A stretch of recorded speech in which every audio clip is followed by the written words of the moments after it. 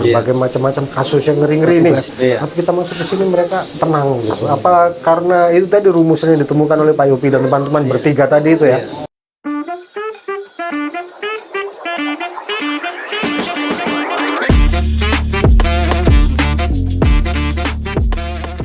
Oke, selamat siang, selamat bertemu kembali dengan podcast On The Street Selam Papua.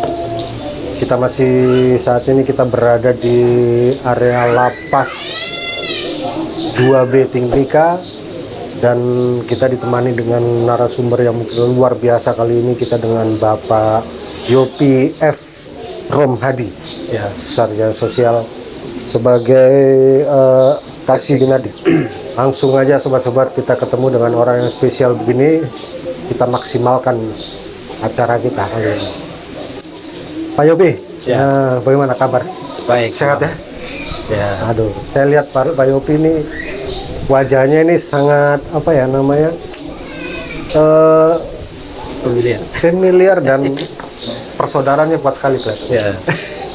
Sangat humble sekali sama kita. Terima kasih Pak Yopi untuk kesempatan kita kali ini, kita diberi waktu untuk bisa ngobrol-ngobrol sedikit tentang lapas di Timika ini. Pak Yopi, ya. Bisa ceritakan kah kira-kira bagaimana kondisi lapas Timika ini di setahun terakhir ini? Ya, baik. Terima kasih Abang. Jadi sebelumnya saya menyampaikan banyak terima kasih dan apresiasi kepada tim podcast Salam Papua yang telah mengunjungi kami. Ini suatu kehormatan bagi kami, lembaga pemasyarakatan kelas 2B Timika. Saya sendiri pribadi sering menonton podcast ini. Jadi pribadi sering menonton ya, informasi-informasi berita terkait dengan terkait dengan Timika. Saya sering menonton podcast dari Salam Papua ini, luar biasa. Terima kasih. Jadi kami di sini nih lembaga pemasyarakatan kelas 2B Timika ini bertiga. Oh gitu ya? Bertiga. Jadi untuk kita ini baru 1 bulan lebih menjalani 2 bulan bertugas di lembaga pemasyarakatan kelas 2B Timika ini. Tugas kami sebenarnya secara organik kami bertugas di kantor wilayah Kemenkumham Papua. Tapi karena penjelasan beberapa masalah kemarin, beberapa pejabat ditarik untuk pengumuman di kantor wilayah. Kami bertiga terdiri dari Pak Kalapas, Tim BP sebagai PT Kalapas. Saya sendiri, kalau beliau di kantor wilayah itu sebagai kepala bidang keamanan.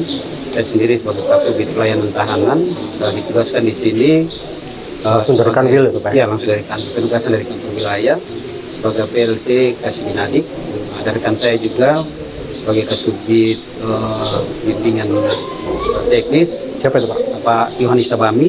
Beliau di sini ditugaskan sebagai PLT. Jadi kami praktis baru menjalani 2 bulan tugas di lembaga pemasyarakatan kelas 2B Timika. Jadi 2 bulan ini Pak, kita banyak informasi yang bagus sekali tentang lapas 2B ini. Kenapa bisa begitu ya? Apa yang terjadi sebelumnya sih Pak sehingga harus ada perubahan yang kelihatan signifikan gitu? Iya. Jadi memang itu tujuan kami diturunkan di lembaga pemasyarakatan kelas 2B Timika. Kenapa Kanwil berdasarkan perintah kepada kami, tugas kami adalah melakukan pembenahan dan normalisasi. Sehingga pada saat kami bersama dengan Pak Kalapas, kami berada di lembaga pemasyarakatan ini, kami bertiga melakukan pemetaan. Langsung ya? Roadmap dulu, kita melakukan pemetaan terhadap permasalahan yang terjadi di lembaga pemasyarakatan. Itu langsung bertiga langsung bikin gitu ya? Kita bikin langsung buat roadmap, pemetaan terhadap permasalahan yang terjadi. Kenapa lapas Timika ini sering menjadi permasalahan? Yang pertama adalah kita melakukan internalisasi terhadap pegawai. Ya. Kita melakukan internalisasi terhadap pegawai kita, baik itu tingkat disiplinnya, ya, kinerjanya, ya. Kita melakukan peningkatan dulu. Pak Lapas bersama dengan kami kita melakukan pendekatan, terus melakukan pertemuan dengan pegawai kita, dan apa permasalahan pegawai ini kita tahu dan kita cari solusinya. Nah, terus kita melakukan penegakan disiplin terhadap pegawai kita yang selama ini kurang disiplin masuk kantor, enaknya saja masuk kantor. Kita melalui kepegawaian melakukan pendekatan kepada mereka dan menegakkan administrasi. Kira-kira apa yang harus dicarikan solusi terhadap permasalahan yang sedang kita. Nah, setelah kami melakukan internalisasi pada pegawai, kami menyerap aspirasi kepada warga binaan kita. Nah, apa yang menjadi apa yang menjadi keluhan mereka, ya. Apa yang menjadi pertemuan mereka selama ini, kami mengumpulkan mereka semua. Kami mengumpulkan mereka di suatu tempat di ruang pertemuan, langsung banyak unek-unek disampaikan. Banyak unek-unek disampaikan kepada kami. Itu salah satu treatment itu berarti Pak? Iya, ini itu yang tadi saya bilang, kita melakukan roadmap, kita melakukan pemetaan analisa permasalahan dan kita cari solusi. Setelah kami menampung semua itu, termasuk permasalahan yang disampaikan oleh pegawai maupun warga binaan. Jadi treatment kita ini dua. Jadi terhadap permasalahan ini, treatment kita untuk lapas ini dua. Pertama kita melakukan pembenahan terhadap internal tugas internal kita. Juga bagaimana menyelesaikan masalah untuk bagaimana kita menjawab aspirasi daripada warga binaan yang selama ini apa yang tersendat ya, terkait dengan hak-hak mereka yang selama ini mungkin ada yang tersendat dan sebagainya. Nah, setelah kami melakukan itu dan kami akhirnya menemukan formula-formula khususnya untuk saya di pembinaan, ada formula-formula yang kita lakukan terkait dengan kegiatan pembinaan. Karena bagi saya dengan keterbatasan petugas penjagaan, kita hanya kadang hanya 2-3 orang, kadang kalau ini jaga dengan jarak teman-teman petugas yang jauh, kadang hanya 3. Bagaimana kami berpikir untuk kegiatan pembinaan ini harus dilakukan sehingga warga binaan kita tidak jenuh di dalam. Tidak jenuh. Kegiatan pembinaan ketika itu berjalan dengan baik, mereka tidak berpikir untuk melarikan diri atau melakukan gangguan keamanan terhadap lembaga pemasyarakatan yang akan berdampak pada keamanan dari lembaga pemasyarakatan itu sendiri. Nah, itu makanya ada beberapa kegiatan yang telah kami lakukan, nanti akan saya jelaskan. Ya.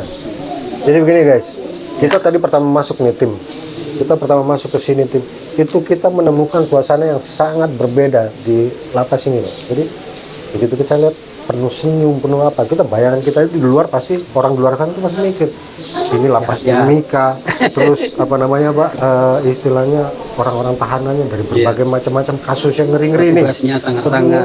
Terus kasusnya juga ngeri-ngeri nih.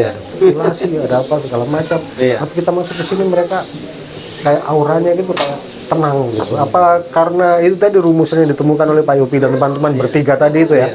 Bisa jadi sesuatu yang berubah dalam jangka waktu cuma berapa bulan? Ya hampir 2 bulan. 2 bulan ya.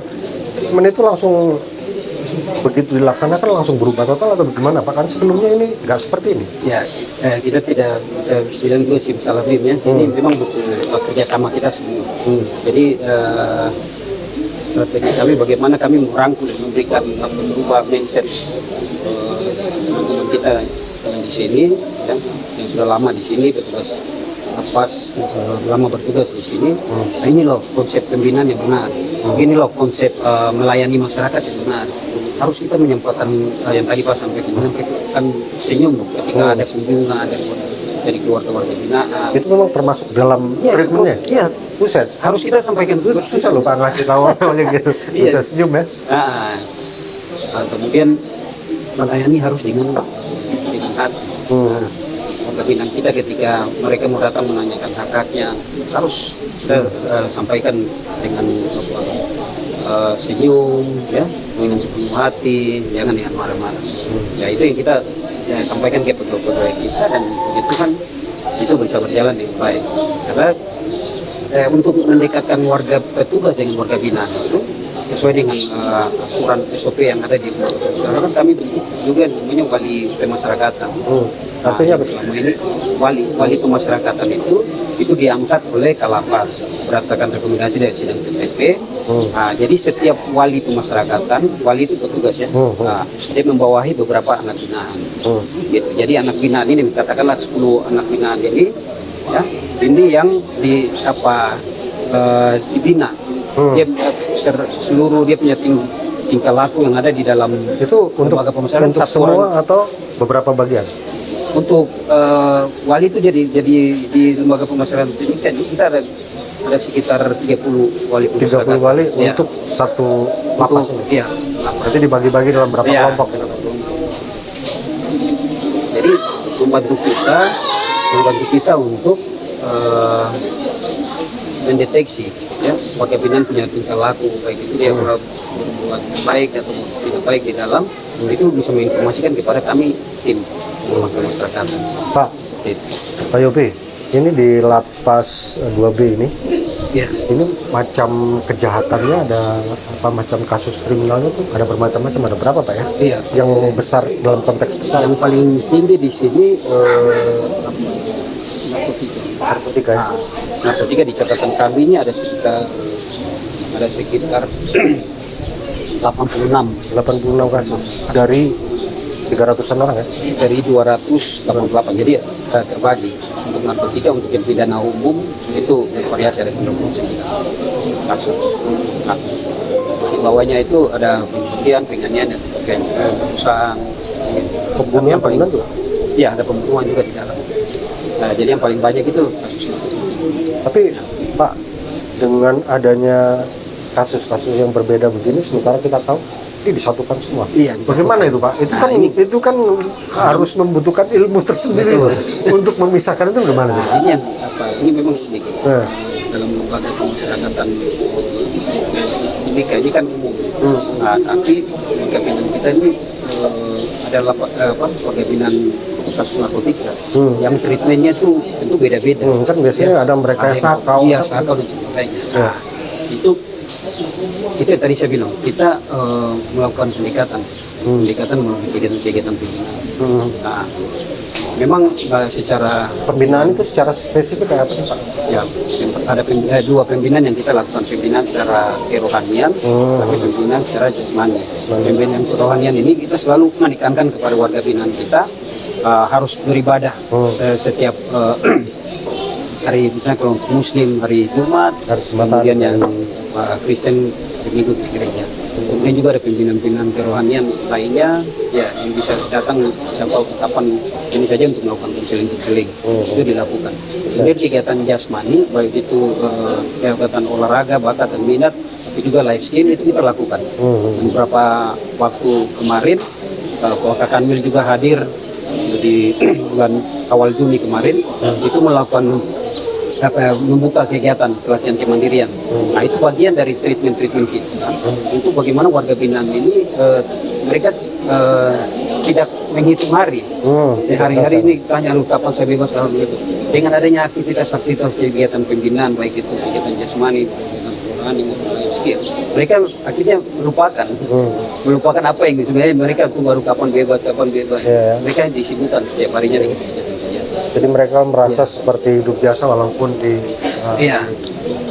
Pak, kalau misalnya gini nih, ini contoh nih, pertanyaan sederhana aja. Ya. Jadi kayak kalau dikumpulkan jadi satu nih Pak, misalnya satu nih dia kasusnya narkoba, Iya. kejahatan narkoba. Iya. Yang satu pembunuhan. Mereka bisa nggak ada kemungkinan saling belajar nih, yang satu ilmu narkoba dia sudah bisa dapat. Kan banyak kita dengar misalnya orang dari keluar dari negara malah semakin ilmunya semakin tinggi. Itu Ya. umur begitu gimana sih Pak? Iya. Jadi di kita ini ada yang namanya assessment. Assessment. Nah, assessment ini dilakukan oleh sejak yang bersangkutan masuk ditahan, dititip oleh pihak yang menahan dari hal ini kejaksaan maupun pengadilan. Ini wali-wali ini berkewajiban untuk mendampingi yang bersangkutan, melakukan assessment terhadap tahanan yang bersangkutan. Nah, jadi dari asesmen yang dilakukan dia sudah bisa membaca perilakunya. Oh gitu ya. Nah, orang ini bagaimana, temperamennya seperti apa, secara psikis dia ini seperti apa. Dan satu wali itu membawahi ada beberapa kasus jadi satu. Iya, digabung. Oh gitu, gabung ya. Digabung. Nggak dipilah-pilah gitu ya. Dipilah-pilah.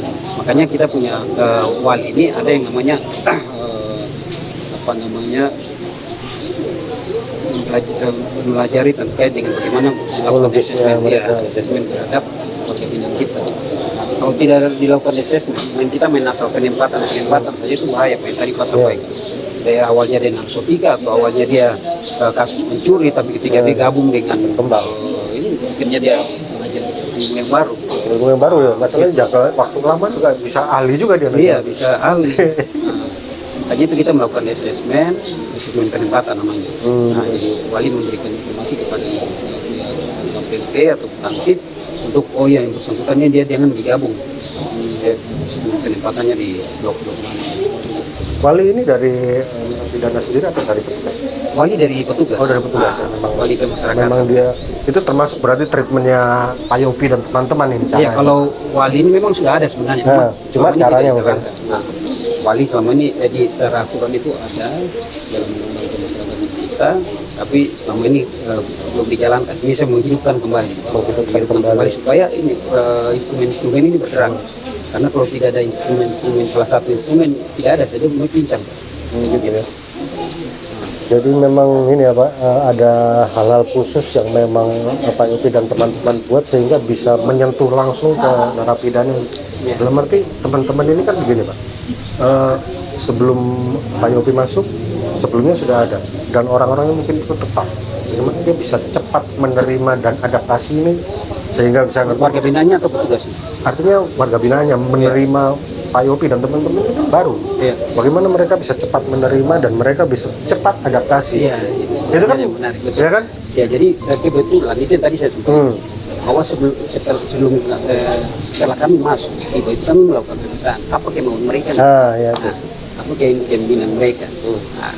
Tapi kan Pak Yopi nggak bisa mengikuti semua keinginan. Iya, tidak boleh tidak semua lah. Makanya kita melakukan map dan melakukan pemetaan terhadap apa yang sebenarnya keinginan mereka. Ternyata keinginan mereka itu simpel lagi. Nah, mereka ingin supaya hak mereka itu jalan kembali. Hak manusia itu apa yang lain? Hak politik misalnya. Kalau hak politik kita tidak bisa. Dalam arti misalnya kalau misalnya pemilihan umum atau bagaimana, mereka juga punya hak kan? Iya, mereka punya hak. Memberikan suara itu mereka punya hak. Hak seperti apa? Hak mendapatkan hak itu bukan mendapatkan remisi, ya mendapatkan cuti mengunjungi keluarga, mendapatkan asimilasi itu ada asimilasi kerja, asimilasi pendidikan, asimilasi kerja pada asimilasi sosial, ya gitu. Kemudian mendapatkan bebas bersyarat, gitu. Nah, jadi hak-hak ini yang mereka minta sebenarnya, Pak, kenapa selama ini sudah jalan? Iya, jalan sih, tapi ya mungkin nggak sendat dan mungkin ada hal-hal yang tersendat lah. Makanya ternyata simpel aja kita sampaikan, oke, baik, kita sepakat untuk kita akan menjalankan mempercepat optimalisasi terhadap hak warga binaan. Tapi saudara harus menjaga keamanan yang tiba di dalam lembaga pemasyarakatan. Dan itu mereka bisa konsisten. Kenapa bisa begitu? Nah, itu. Jadi sekarang begini Pak logikanya. Orang ketika masuk ke sebuah lembaga seperti ini, itu karena ketidakkonsistenan mereka. Kenapa kok tiba-tiba bisa? Itu pertanyaan menarik. Nah, jadi saya berpikir begini, mereka ini punya harapan untuk bagaimana cepat bebas. Cepat bebas bertemu dengan keluarga di luar. Nah, ini yang kita harapan ini yang kita jadikan pegangan mereka, dan kita oke, kamu akan mencapai harapan itu. Tapi ini yang harus kamu lakukan. Simpel aja. Cukup berbuat baik. Syaratnya ini cukup saudara berbuat baik dan mengikuti seluruh kegiatan pembinaan. Mau tidak? Mau. Dan syaratnya simpel aja. Cukup dengan berbuat baik, tidak membuat onar di dalam masyarakatan, tidak berkelahi satu sama yang lain. Kemudian menjalankan kewajiban mengikuti kegiatan pembinaan, baik itu kegiatan rohani, kegiatan jasmani, lainnya dan sebagainya. Nah, dan itu dituruti, begitu dituruti.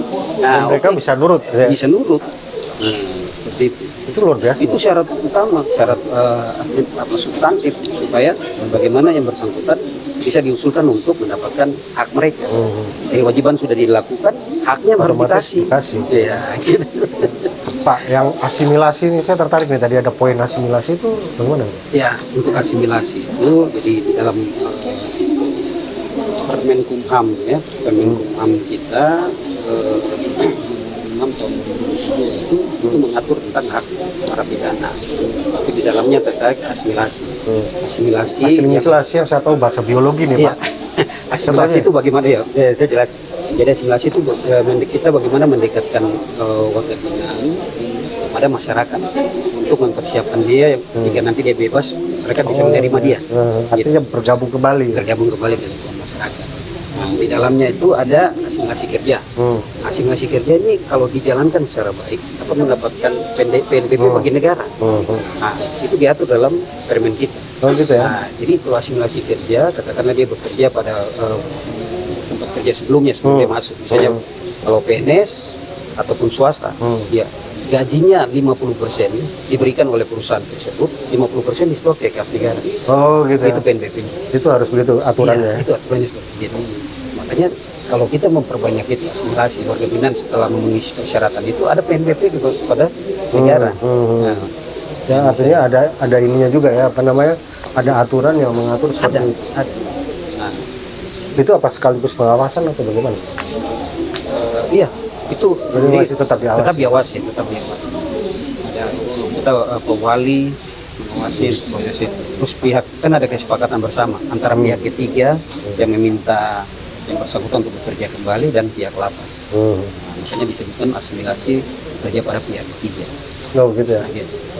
Jadi perusahaan-perusahaan yang terkait Iya. mungkin ya. Nah, Pak, ini ada yang menarik nih. Pertanyaan dari masyarakat. Kalau orang di lapas tuh Pak, kalau dia punya istri atau ini bagaimana dia harus berhubungan? ya kalau yang itu Ini seru ini. memang itu banyak wacana itu sudah banyak begini ya, ini di publik. Tapi saya Terkait dengan ruang biologis. Nah, jadi Tepatnya ruang biologis. jadi sebelumnya kita kemarin sempat ngobrol, Iya. guys, dengan ini masalah ini. Cuma ada mereka punya ini Pak Yopi dan teman-teman luar biasa, dia punya treatment. Mari kita dengarkan. Iya, jadi untuk wacana ruang biologis itu kan pernah di seluruh Indonesia itu pernah diwacanakan di lapas, tapi itu kan tidak mendapatkan persetujuan ya Kenapa itu, Pak? publik. Nah, karena memang ya banyak Alasan hal, keamanan banyak mungkin ya. pertimbangan dan sebagainya. Tapi dari sebenarnya untuk hal itu ada loh di dalam Permenkumham yang namanya cuti mengunjungi keluarga. Oh gitu ya. Nah, cuti mengunjungi keluarga itu ketika yang bersangkutan sudah memenuhi syarat, kita sidang TPP kan, kita mengizinkan yang bersangkutan 2 malam di luar. Gitu. 2 malam di luar. Itu dia bisa luar biasa. 2 kali 24 jam. Jadi itu kita wajibkan ya, diwajibkan untuk yang bersangkutan warga binaan ini harus suami istri, hubungan suami istri. Bukan ini untuk selingkuh atau kita perlu. Kalau yang bujang? Untuk yang bujang kita tidak. Nggak ada ya? Nggak ada. Nah, itu yang tadi bilang supaya menjaga jangan sampai ada hubungan keretakan dalam rumah tangga karena tidak dilindungi, tidak Biasanya kalau tidak masuk penjara, iya, seperti itu. Dan itu kita sudah pernah lakukan sebelum ini ya, 2012 virus pertama di sini. Itu sudah pernah kita lakukan. Dan ini yang sedang sementara kita jajaki. Ada yang mau nikah, ya ada yang mau nikah dalam waktu dekat ini kita ini untuk mengunjungi keluarga. Dan itu diatur oleh Permenkumham. Nah, jadi walaupun tidak ada ruang biologis di sini, tapi ada aturan yang Gitu ya. bisa untuk Tapi itu mengunjungi keluarga. Sistem pengawasannya nggak riskan. Itu sangat diawasi betul, apalagi kita mengetahui RT setempat. Itu harus ada RT setempat, kita serahkan ke RT. Nah, RT tanda tangan bahwa yang bersangkutan akan diawasi oleh RT. Ambil pun juga RT menyerahkan, Pak ini sudah selesai, warga kita sudah bisa balik. Pak. Soalnya serahkan pada RT nih. Iya, benar. Dia kan berhubungan sendiri di rumah. Ya, lari bagaimana? Ya, itu yang makanya kenapa syarat administratif maupun substantif itu menjadi pegangan gitu ya. kita. Karena kita tidak serta merta lain-lain. Kamu mau UCG kasih keluar itu seperti itu. Karena dia di asesmen dulu, wali sudah oke dulu, wali sudah menilai dia yang bersangkutan, dia punya seluk-beluk keluarga dan sebagainya. Ya, jadi itu kembali langsung ke ini melakukan apa assessment juga kepada keluarganya, betul tidak nanti dia tinggal di sini. Sudah melewati tahapan itu, dan disampaikan ke kami di TPP, dan TPP menyetujui sidang TPP ya. Nah, dan merekomendasikan ke Kalapas untuk melakukan persetujuan. Jadi memang ada persyaratan tertentu yang harus dilewati. Jadi itu ya, nggak bisa sembarangan. Masyarakat tidak perlu khawatir. Jadi tapi ya dengan memenuhi syarat dan ketentuan gitu. Pak, kalau dari pengalaman Pak Yopi selama mungkin 2 bulan di sini ya, 2 bulan 3 bulan ya, ini kasus yang paling besar di sini yang terjadi di lapas ini, maksudnya perkaranya ya perkara yang paling itu kasus mutilasi yang memang banyak bagian publik ya. Ini pada dengan kasus saudara kita uap yang dimantai dan mutilasi. Nah, itu ada di sini. Itu prosesnya langsung sama dengan yang lain atau bagaimana Pak? Atau dia mempunyai ruangan khusus atau bagaimana? Iya, itu karena itu ngeri-ngeri.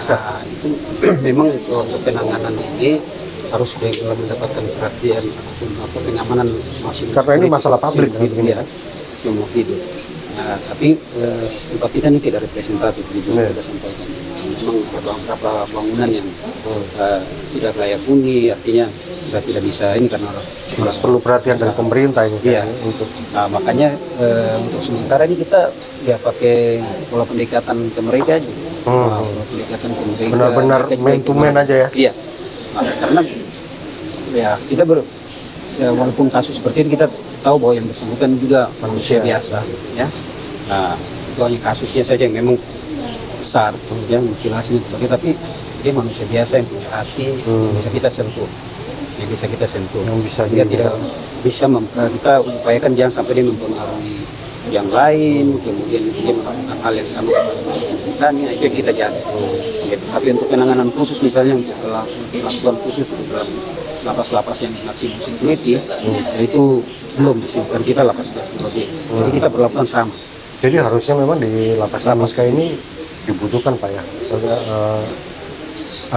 bantuan dari pemerintah atau pemerintah daerah untuk dia punya blok-blok tersendiri yang itu sangat penting Pak ya. Sangat penting karena kita punya warga binaan, ada yang anak, ada anak juga ya? Wanita sudah terpisah sendiri, ada blok wanita, jadi dari sekitar 20-an orang warga binaan kita yang wanita, anak ini ada 8, ada 8. Ini kita masih gabung di dalam blok. Itu kan riskan sekali Pak. Makanya nanti kalau misalnya terjadi apa-apa yang suruh tanggung jawab lapas.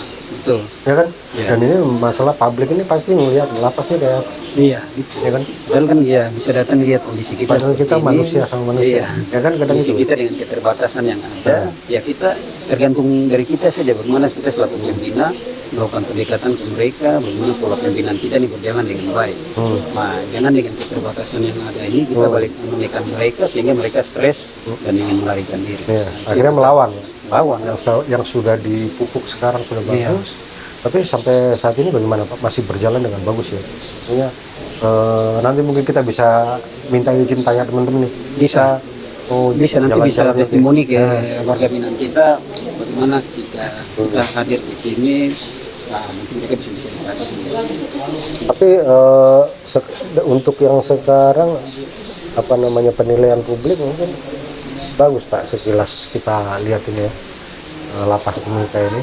Kemudian mungkin untuk penanganan yang treatment yang seperti itu tuh berarti lumayan sukses saya bilang. Begituan. Jadi bagaimana kita mau menceritakan? Kita lihat dari aura Pak. Saya pertama aura masuk.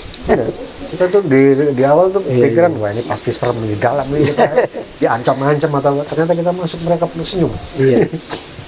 Ini luar biasa ini. Nah, jadi konsep lembaga pemasyarakatan beda di tahun-tahun sebelum 1965.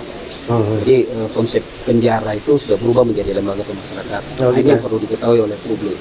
Sehingga lembaga pemasyarakatan ini bukan hanya untuk yang bersangkutan jerah terhadap apa yang dia lakukan, tapi bagaimana lembaga pemasyarakatan ini yang bersangkutan ini warga binaan kita dibina, ya dibina, dibimbing agar menjadi orang yang berguna kelak ketika dia keluar dari masyarakat.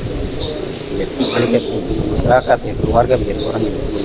Pak, di luar sana nih, umur yang kita dengar ya, ada hukum tersendiri di luar hukum lapas. Misalnya antar anggota binaan ini, mereka mungkin punya hukum sendiri terhadap orang-orang yang baru masuk atau itu bagaimana coba? Oh, itu sudah tidak ada. Nggak ada ya? Karena begini, itu yang makanya saya bilang itu dulu Ya. zaman penjara. Tapi tidak tahu kalau lapas-lapas yang lain. Ya. Tapi hampir keseluruhan di Timika? lembaga pemasyarakatan seluruh Indonesia ini sudah tidak ada lagi pola-pola kayak Oh, gitu. gitu. Kenapa? Di petugas saja, ya petugas saja itu tidak boleh sedikit pun menyentuh warga binaan yang tahanan baru yang masuk. Itu aturan. Apalagi kalian yang di dalam. Gitu. Petugas yang mempunyai kewenangan untuk sebenarnya bisa menghukum saja dilarang, sudah tidak boleh.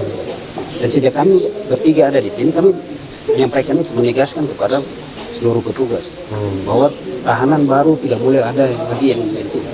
Ya, tidak boleh ada sampai menghukum. Puji Tuhan. Beberapa ini tidak ada, ini nanti bisa ditanyakan kan. Kan ada tuh kalau cerita rumor-rumor di luar sana ketika dia perkosaan atau apa nanti masuk penjara kok dihajar sama mereka. Itu kejadian? Ya kalau Bagaimana itu, Pak? itu sebelum-sebelumnya sebelum apa reformasi, ya sebelum apa pola pembinaan Lapas masyarakatan ini ya. Jalan itu memang ada konsep, kita tidak bisa pungkiri, namanya penjara.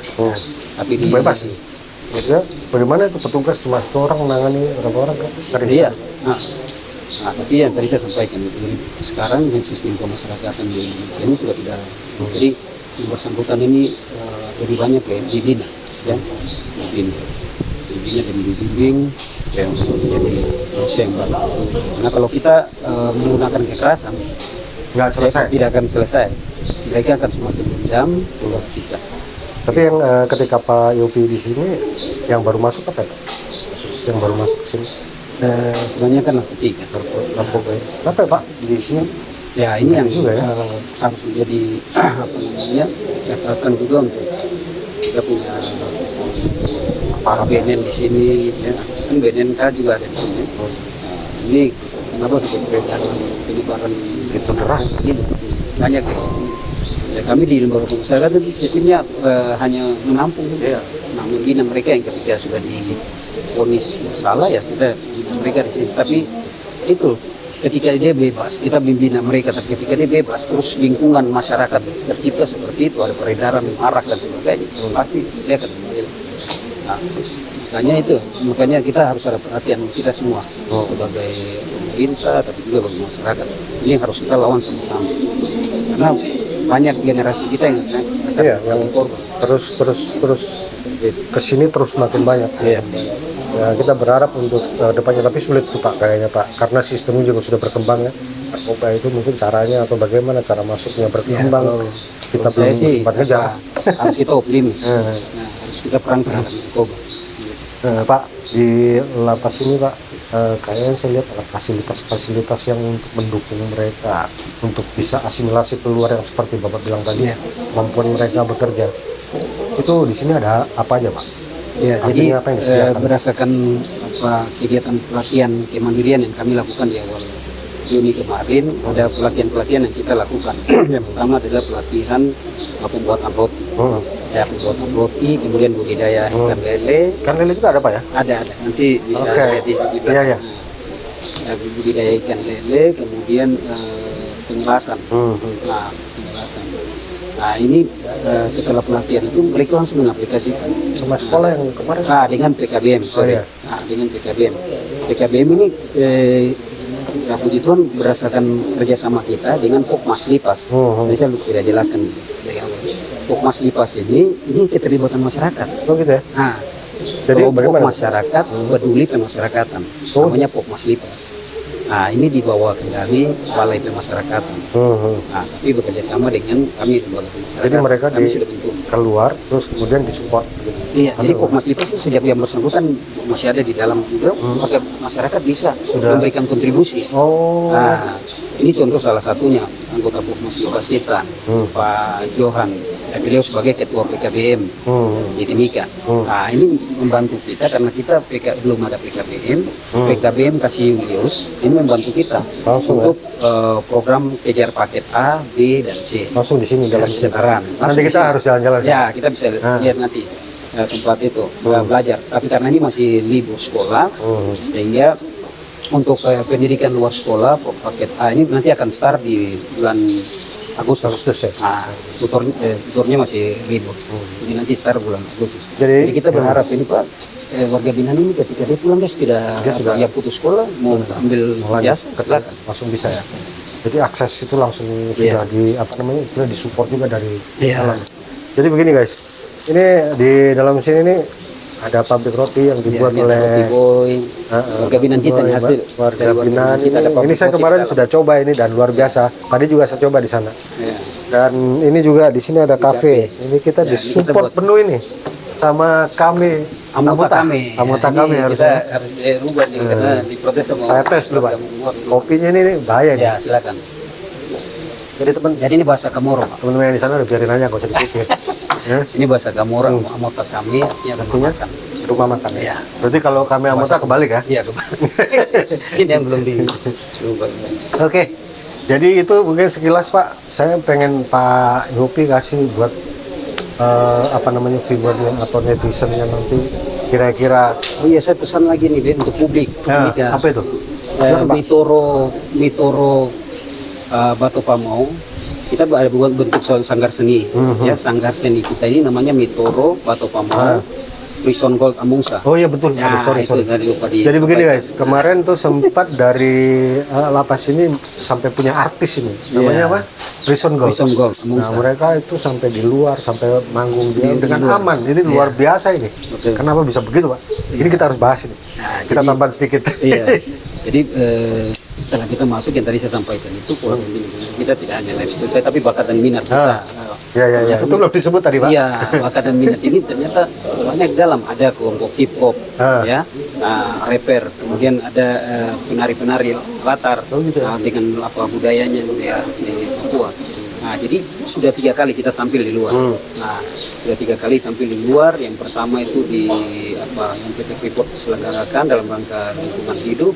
Kemudian Rembuk Pemuda, Rembuk Pemuda kita juga diundang oleh penyelenggara. Kemudian kegiatan kemarin baru selesai ini Tifa Art, ya. Tifa Art ini kita juga diundang.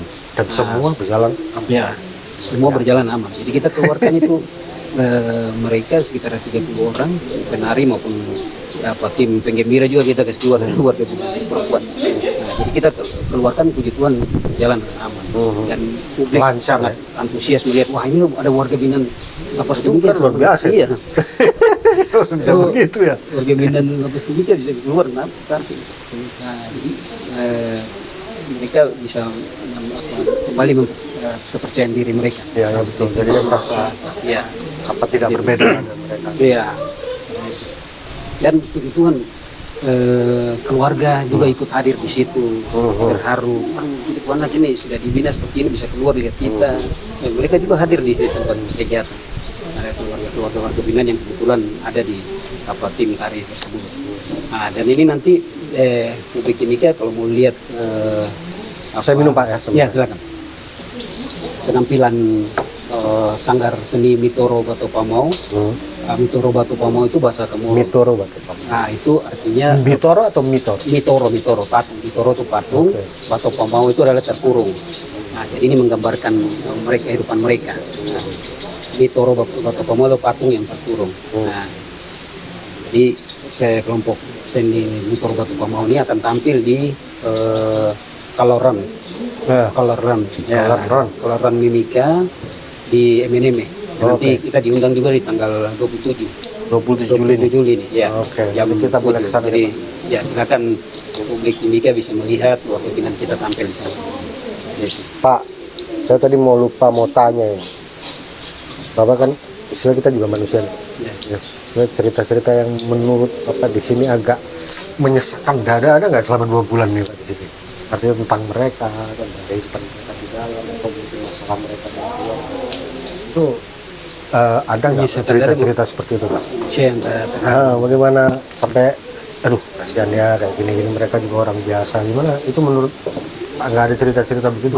Banyak sekali. Banyak Contoh salah satu kita nih ya, jadi cerita-cerita yang terbaru itu biasa Pak Kevina menyampaikan ke kita itu ya terkait dengan apa, karena masalah yang mereka hadapi akhirnya harus terpisah dengan itu sedih bagi mereka. ya, karena memang ya tidak semua orang bisa ini ya, menerima kenyataan seperti ini, tapi ada yang menceritakan dulu karena tidak, akhirnya dia mendekam berapa tahun di sini tidak bisa menafkahi istri, kemudian istri harus pulang ke kampung, minta cerai dan sebagainya. Apalagi di apa namanya, di plat lagi ini kalau yang itu suaminya masuk penjara. Itu bagaimana cerita-cerita mereka gitu? Ya itu mereka ingin menyampaikan cerita-cerita ke mereka. Ya kita sebagai tugas pimpinan hanya memberikan Bisa hanya mendengar. masukan, jadi apa, menguatkan ke mereka bahwa sudahlah ini dalam hidup ini harus dilewati. ya. Apapun resikonya, mau istrinya habis itu minta cerai atau gimana? Itu seperti Iya itu. toh? Itu kalau kita kayak begitu dia stresnya di mana Pak? Saya di lapas tuh. Gimana? Kalau misalnya dia tiba-tiba tahu bahwa dia diceraikan istrinya atau bagaimana, dia itu masalah itu kan dituangkan di lapas, otomatis harus ada yang mendengar di sini. Iya, itu. Ya kan? Kita harus bisa menerima apa keluhan mereka sebagai orang tua. Nah, jadi anak-anak binaan kita sebagai pembina, sebagai orang tua kita harus menerima. Makanya sering saya sampaikan kepada wali-wali kemasyarakatan kita ini, para wali kalian harus lebih banyak di dalam mendengar keluh kesah mereka, karena itu anak binaan kalian. Ketika mereka ada di dalam, itu anak-anak kalian bina, kalian bimbing, ya. Nah, dengarkan keluh kesah mereka, karena dengan mendengar keluh kesah mereka, ya mereka sudah puas untuk menyampaikan. Ya. Kalau ada ada sedikit solusi yang kita bisa lakukan, itu sudah sangat membantu mereka. Ya. Jadi saya kira itu mungkin sobat-sobat sekalian lihat ya bagaimana kita berkomunikasi itu asik banget dengan Pak Yopi nih, luar biasa. Jadi banyak hal yang mungkin beliau buat dengan beberapa teman untuk mengawal lapas ini menjadi lebih humanis. Ini yang kita punya catatan tersendiri untuk kali ini. Jadi nanti mungkin kita lanjut dengan kita jalan-jalan lihat ini apa namanya, ada pabrik roti di sana, ada sekolah di dalam Pak ya? Iya, di pendidikan ruangan, ya? Terus ada masih libur ya, ada tempat las, ada kolam lele, kita harus lihat semua itu. Pak silakan closing statement dulu untuk teman-teman yang di luar. Iya, baik. Pemirsa podcast Salam Papua di mana saja berada, ya inilah kami Lembaga Pemasyarakatan kelas 2B Timika dengan segala apa yang telah kami lakukan, yang kami sampaikan tadi. Nah, ini murni dari hasil celahan kami terhadap lembaga pemasyarakatan, dan kami berupaya untuk membina warga binaan pemasyarakatan kami di sini, lembaga pemasyarakatan Timika ini, dari yang bersangkut yang masih sebelumnya orang yang bermasalah dengan hukum, yang berhadapan dengan hukum, kami coba berupaya untuk ketika dia keluar dia bisa menjadi orang yang baik, ya. Dia bisa bersosialisasi, hidup kembali lagi di tengah-tengah masyarakat, berguna bagi keluarga tapi berguna bagi bangsa dan negara. Kami sangat mengharapkan dukungan dari masyarakat, dukungan dari pemerintah daerah, ya, agar membantu kami dalam memberikan dukungan bagi kegiatan-kegiatan pimpinan yang kami lakukan di lembaga pemasyarakatan kelas 2B ini. Bagi kami, prinsip kami, mereka berada di tempat yang terbatas, tapi kreativitas mereka tidak terbatas. Jadi kami sangat mendukung, kami sangat memohon dukungan dari masyarakat di Timika untuk membantu kami dalam program-program pimpinan yang akan datang. Tuhan memberkati kita. Shalom. Oke, terima kasih Pak Yopi. Jadi kita sudah bersama ini tadi dengan Pak Yopi dan Lapas, ini luar biasa supportnya buat kita juga. Terima kasih buat kami Amoto kami kafe ini rotinya. Sampai jumpa, nanti kita ketemu lagi di podcast on the street selanjutnya. Terima kasih Pak Yopi. Terima kasih.